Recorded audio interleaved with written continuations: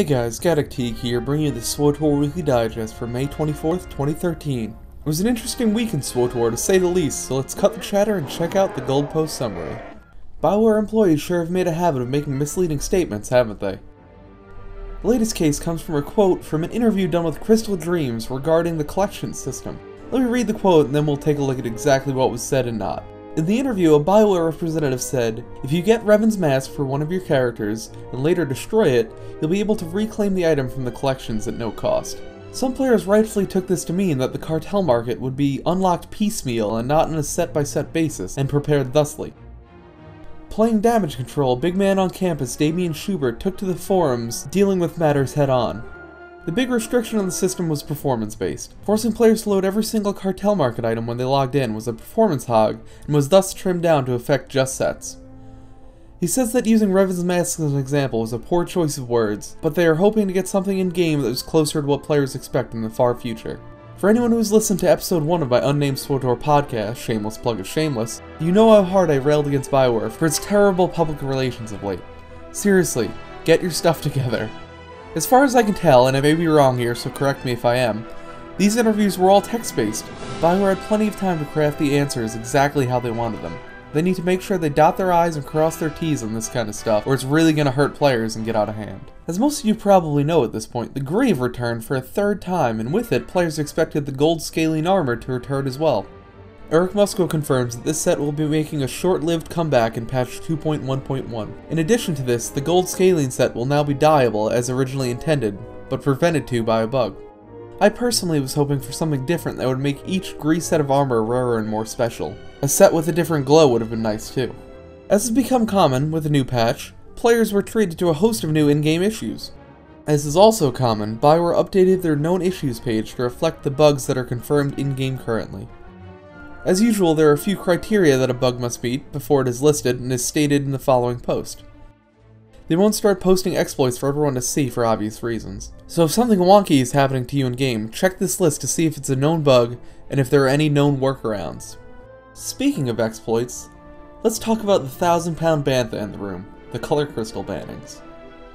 First, let's talk about exactly how the exploit worked and what happened leading up to the bannings. When the collection system was added in patch 2.1, players were given the ability to generate copies of items, particularly color crystals, for no cost. These crystals could not be sold themselves, but could be slotted into moddable weapons and sold for credits, thus leading to a free credit exploit, albeit a long and tedious one.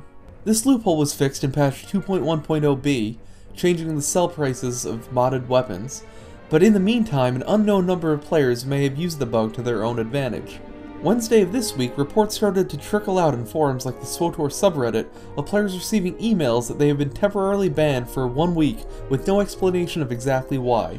Posts made on the SWTOR official forums were quickly locked and removed. This is a common practice in MMOs, so if you want to start whining about BioWare for doing it, please just go somewhere else. Players are left with this post from Eric Musco being the only real response other than the generic how to appeal a ban response. Most players admit to using the system to create a large number of copies of color crystals, which is completely legit and is still doable in-game, but as can be expected, very few actually claim to have used the credit exploit. The light at the end of the tunnel for these players came Thursday, when some players took to the subreddit to say that they had received emails explaining that their ban had not only been completely lifted, but they had been granted 3 free days of game time as an apology. This kind of situation is part and parcel to how exploits are dealt with in MMOs these days. Shoot first, ask questions later, and maybe give some game time as a mea culpa.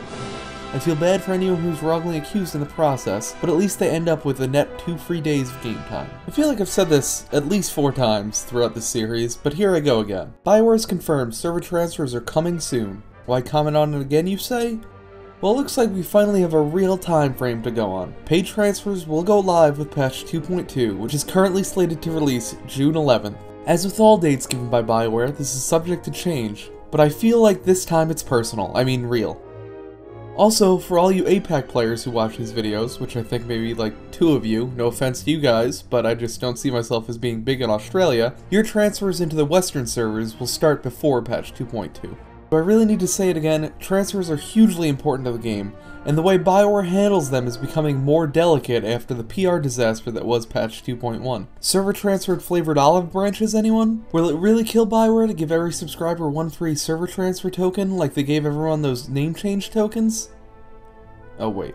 Finally, Eric Musko went on a teaser rampage Thursday, whetting players' appetites with a few nuggets of info about future updates. First, patch 2.1.1 will allow players to see what a quest will reward before it is complete, which is a nice little feature for a minor patch. And second, players should brace themselves for some kind of patch 2.2 reveal happening on Friday. Because this is recorded on Thursday, I obviously have no idea what this will be, but you can be sure it will be a centerpiece of my unnamed SWTOR podcast episode 2 happening this weekend. Season 1 leaderboards, anyone? That's all the headlines from this week. As always, if you like what you've seen, make sure to like and subscribe so you don't miss out on any SWTOR video coverage. Until next week, this is Gaddock Teeg signing off.